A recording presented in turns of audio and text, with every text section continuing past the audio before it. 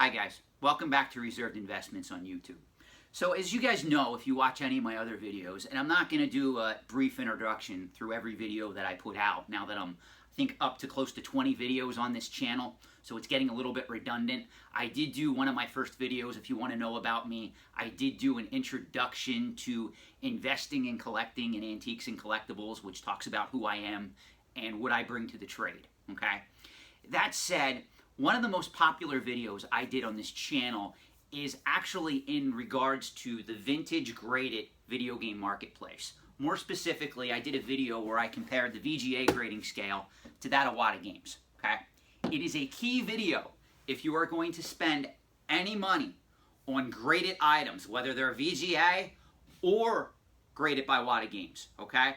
They use two completely different grading scales. It is very imperative you watch that video because I'm still getting comments where somebody thinks that a VGA 85 is a lower grade than a WATA Games 9.0. This is not the case. This is a near mint plus, okay? This 9.0 is very fine near mint. This is a higher graded item than this if these were to be two equal items on the marketplace, okay? You must learn that if you're going to invest, speculate, or collect in any of these items, whether they're graded by VGA or WATA, okay? That is imperative. So please watch that video, okay? If you leave a comment in that video, if it's a question for me, I will eventually respond once I get to it, okay? I will gladly try to respond to all questions in that video because I consider it a very important video given the fact that we're on the cusp of another speculative bubble in the vintage video game marketplace, okay? Which brings me to today's video. So I'm looking through completed listings on heritage auctions, and I do this a lot, especially in the summer months, because for those of you unaware, in the coin collecting market, a lot of auctions take place, I mean really, literally every month in the summer months, and a lot of these auctions are held by heritage auctions. So I'm always on their website because I'm either perusing new listings or I'm looking at what completed items sold for so I can add to my knowledge base, okay? So one of the things that I started tracking since I'm already on the Heritage Auctions website is WATA games and what graded vintage WATA games are selling for. So I am going to go through a couple of these sales and give my thoughts. That said, I start this video with a strong warning. If you are looking to get in to the vintage graded marketplace and you are looking to spend significant sums of money on either complete and mint in-box graded video games or factory sealed video games from the Nintendo, Super Nintendo, Sega Genesis, or even the TurboGrafx-16 eras, please use extreme caution. This is almost mirroring what happened with the vintage comic book market scene when CGC came on the scene. And for those of you that don't remember or were not in the collectibles field at that time, that happened back in the year 2000. I was a hardcore collector of comic books at that time. I remember exactly what transpired, okay? And just to put the record straight, not every book that sold for a premium back when CGC was first formed is selling for that same premium now. A lot of books did drop in value. If you want proof, I'll name some. For those of you that collect CGC graded comic books, there was a time when CGC came on the scene that a lot of lesser known horror books and also what are called semi-key issues like Swamp Thing 1 from 1972. There's recorded sales of Swamp Thing 1 from 1972 in CGC 9.8 condition that have hit close to $3,000. Well, most of those sales were back when CGC was first formed because the population census, meaning the counts of how many copies were out there in such and such a grade, were not established yet. The grading company, meaning CGC, was too new to have all that data, meaning there were so many raw copies circulating out there, it took decades for the CGC census to fill up. One such book that was manipulated by that fact was Swamp Thing 1 in CGC 9.8. At one point in time, there were only like 3 or 4 copies of that book.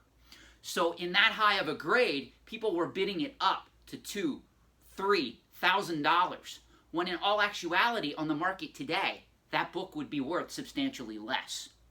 So I want you to use the same caution that you would in having the knowledge that I just gave you on the CGC marketplace if you are to enter what we are entering now in regards to WATA games, okay?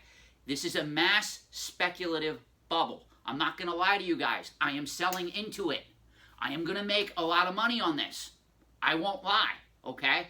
I will be very honest with you. The reason why you see pretty much 3 WATA games sitting on this table is because most of them, I'm getting them back from WATA, those that I am getting graded, and I have another shipment ready to go out, and I'm flipping them right to Heritage, okay? I don't even want them at this point. They're going for too much money. And that's what we're going to talk about in this video. I do not see the trend for some of these items, not all, some of them will not continue to go up forever, okay? And that's where I think people are dead wrong. For instance, I'm right on the Heritage Auctions website. Okay, I got my trusty math book out. And I'm searching, I signed in so I can search previous completed items. I'm searching WATA games, sold items, okay? Here is, and I think I remarked on this in another video I did, Donkey Kong 3 for the Nintendo. It's a 9.2 sealed game. It's the hang tab variant, and it sold for $28,800. Now, I'm sorry, I understand that Donkey Kong is an iconic game franchise. That said, I cannot imagine that a Donkey Kong 3, 50 years from now, is going to sell anywhere remotely close to $28,800, okay? That is a ridiculous price to pay for something simply because it's a black box game, okay? There is a lot of speculative hype right now in a lot of the early Nintendo releases. Of course, you already heard my comments on the $100,000 sticker-sealed Super Mario Brothers game, which, ironically, here's a point that I didn't bring up in that video, that game was actually in a VGA 85 holder before somebody cracked it out and sent it to WATA Games, where it premiered in a 9.4 holder, okay?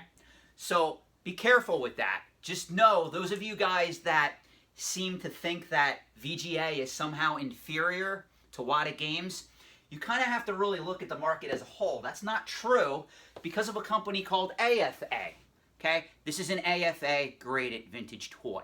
For those of you unaware, Action Figure Authority owns and operates Video Game Authority, okay? So you can't sit here and say on one hand that you collect vintage graded Star Wars figures that are all AFA graded and then go back to that same realm and say, but I don't like VGA.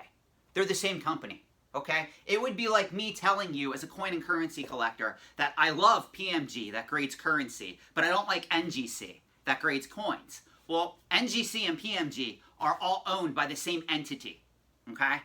They're the same company just about. It's just they have a different room where they grade the coins versus where they grade the currency versus where they grade the CGC graded comic books, because CGC is also affiliated with that same collecting group, okay? That's the Certified Collectibles group out of Florida. VGA and AFA are out of, I want to say, Norcross, Georgia, okay? You can Google their websites. They do have different websites, one for AFA and one for VGA, okay? Just want to put that out there, though, because some of the comments I got in the video with VGA and WATA grading is that some people prefer one company over the other, and it seems to be that WATA has the edge right now in the marketplace, okay?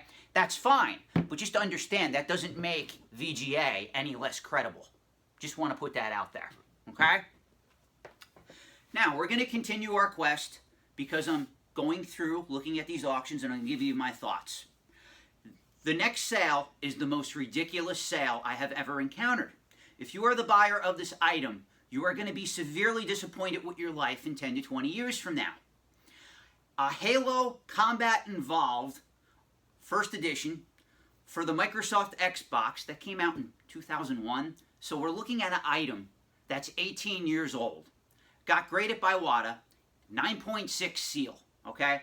For those of you that didn't watch my grading comparisons between VGA and WATA, WATA uses the comic book grading terms, so a 9.6 is actually near mint plus. Okay, I just want to put that out there before we go any further. This item sold for $9,000. That includes the buyer's premium. But let me just state that again. A Halo Combat Evolved game from the year 2001, and it's not for resale, it's that version, in 9.6, graded by WATA, sold for $9,000. Do you have any idea, if I go through a storage unit, how many copies of that I probably have lying around? I can probably come up with this system. If you guys remember the green Halo system that was released by Microsoft that came packaged with Halo Combat Evolved back in 2001, 2002, I probably have 2 of them factory sealed in a storage unit I have, okay? I'm going to go digging for them because if people are dumb enough to pay $9,000 for a 9.6 sealed copy of Halo Combat Evolved, I'll just rip the games out of the systems, send them to WATA, and have them grade them. That's ridiculous. Guys, please do not spend your money on something like that. First of all, that's a very specialty item. Second of all, the item's only 18 years old. Do you have any idea how many people like me who are crazy, okay, who stock their house with all this stuff, who probably have tons of that game just sitting there that they don't even realize? Please understand, there is an incorrect theme circulating in the vintage and modern video game market that somehow factory seal copies are rare and hard to find. This is not true. I have other videos coming up where I reveal what I was able to get and hoard in regards to a lot of these titles. Okay? So I'm going to go on because I'm a little bit emotional over that sale. Next up, Chrono Trigger. Quite possibly one of the greatest Japanese role-playing games ever to grace the Super Nintendo system. Okay? I am a huge fan of Chrono Trigger. That said, a WATA Games 9.4 factory sealed copy sold for $8,400. I'm a little bit split on this sale, and I'm going to say why. I understand that for those of you that, like me, collect for the Super Nintendo, Chrono Trigger is probably one of those games that if you had it as a kid, it was iconic. It was right up there with Final Fantasy III and possibly Secret of Mana. That said, spending $8,400 for a factory sealed copy in this stage of the game is a little bit ridiculous because I know a lot of people that have this game ungraded that after they see this sale, they're going to be sending it to WATA Games to get graded and possibly fled. I would put a more realistic value of that item at around $5,000. If that sold for $5,000, I would be telling you I can understand that sale. Okay? So that being said, that's not the most ridiculous sale I've come across yet, ironically. We're going to go one further. Sonic the Hedgehog for the Sega Genesis system that came out in 1991, original version, okay? WATA 9.4, factory sealed, sold for $7,800, okay? And I'm saying that and I'm almost crying because I can't tell you up until 5 years ago how many copies of factory sealed Sonic the Hedgehogs I came across through either distributors or in the wild. The game is out there, guys, okay? That game is not rare. That should not be demanding a $7,800 price tag at present time, okay? That's something where somebody's really taking a leap to buy that, okay? These prices are really inflated, guys. I'm really going to tell you, I would hold back if you're thinking of entering the market on some of these items. But let's continue. Final Fantasy.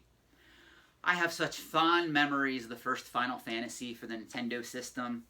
I actually bought the game, and those of you are, when I say this company name, you guys are going to go, what the hell is that?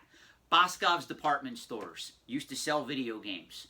This was one of the first Nintendo games I bought from them. I actually got this game along with Castlevania 2 Simon's Quests back for my birthday when I was, 12, 13? I played this game till my fingers bled, honestly. Final Fantasy is a spectacular game. The original, in my opinion, that was included on the, it was included on the NES Classic Edition, is probably one of my favorite role-playing games of that era, aside from Dragon Warrior. That said, a factory-sealed copy that is in WATA Games 9.6 condition sold for $5,280. On this sale, I'm a little bit split. I honestly value this game at around $3,000. I think $5,280 is a bit much. I think that somebody's coming into the market and they're not realizing yet how quickly the population reports are going to fill up. Once people start sending their games en masse to WATA, a lot of these prices are going to drop because more copies are going to be pushed onto the marketplace. Okay? So let's continue.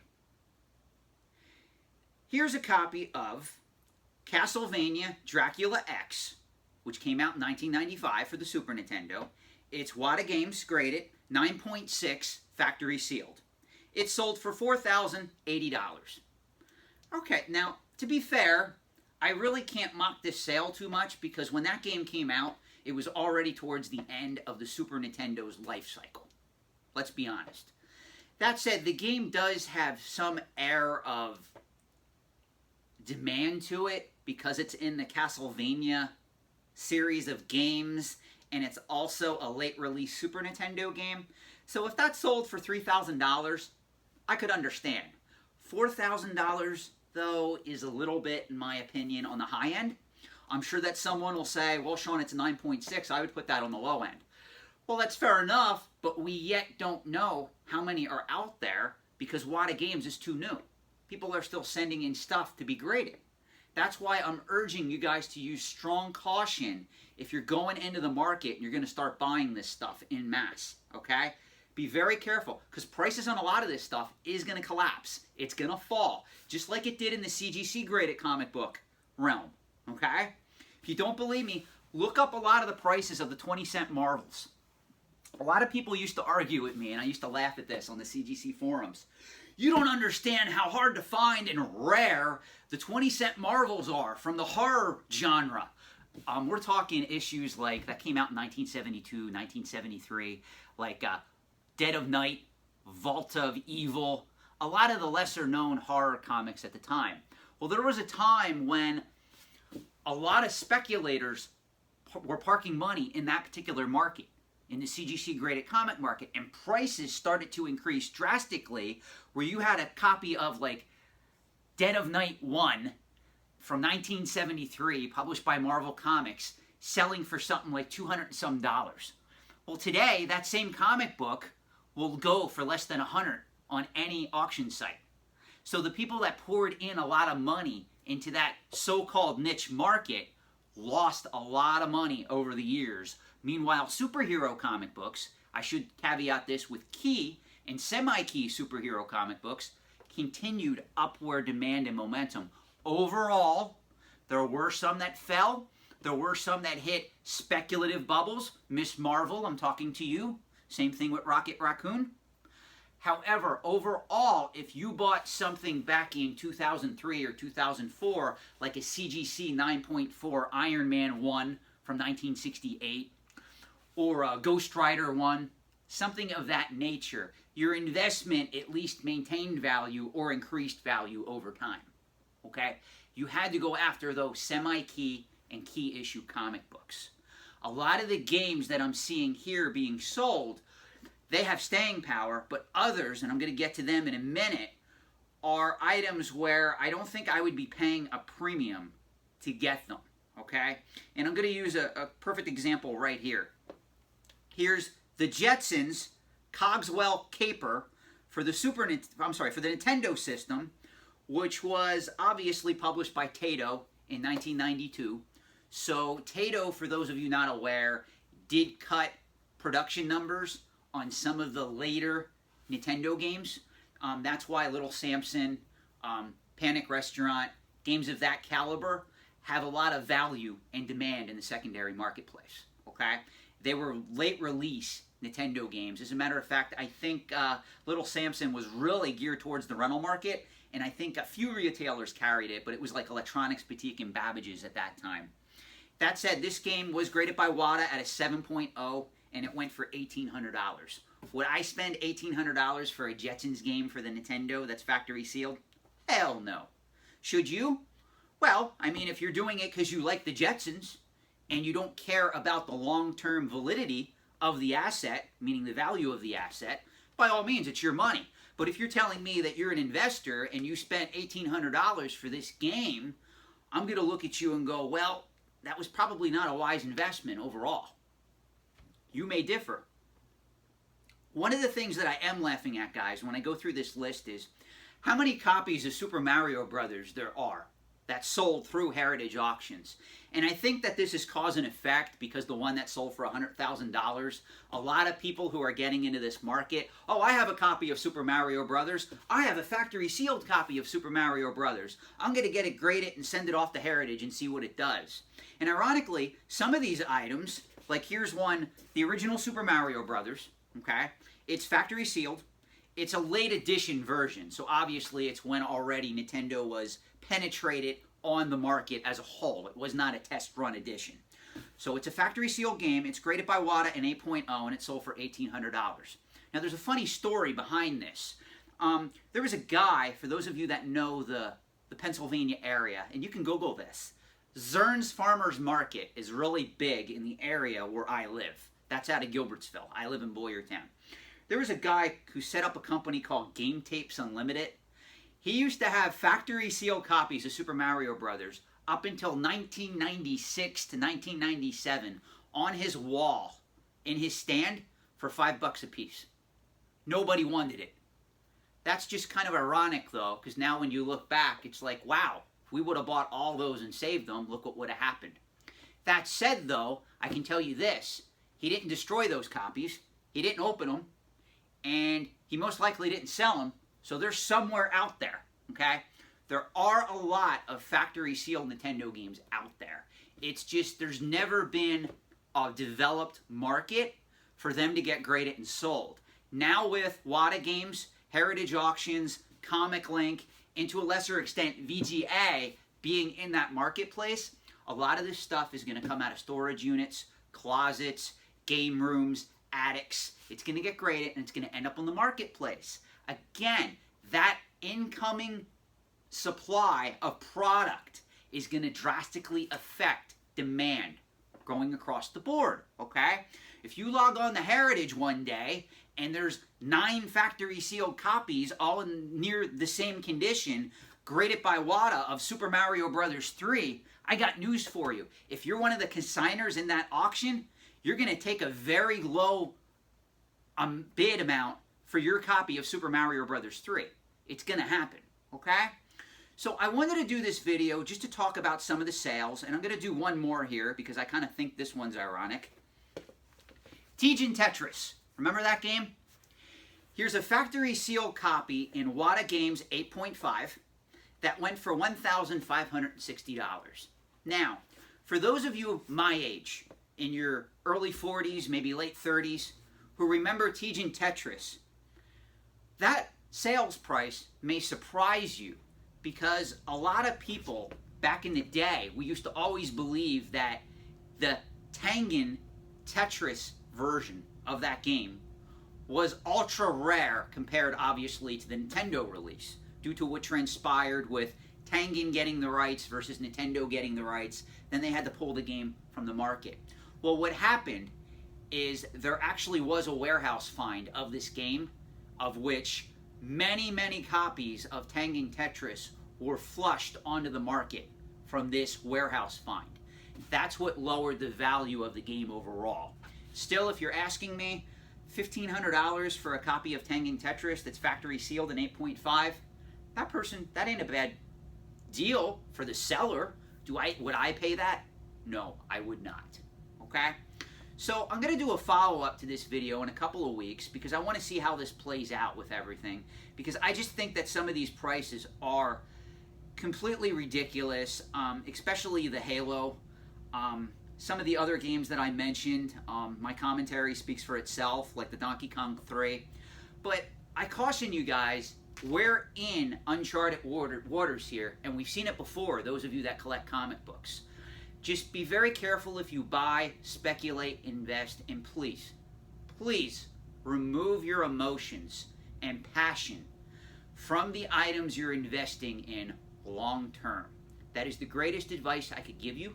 It's how I made my money in the antiques and collectibles trade. It is also a good way to go through life if you can pull your emotions out of things that happen to you. You will have a better attitude overall, you will be wealthier, and you will be happier no matter what happens to you. That's the lesson for today. Enjoy the video, guys. I'll speak to you soon. Thank you.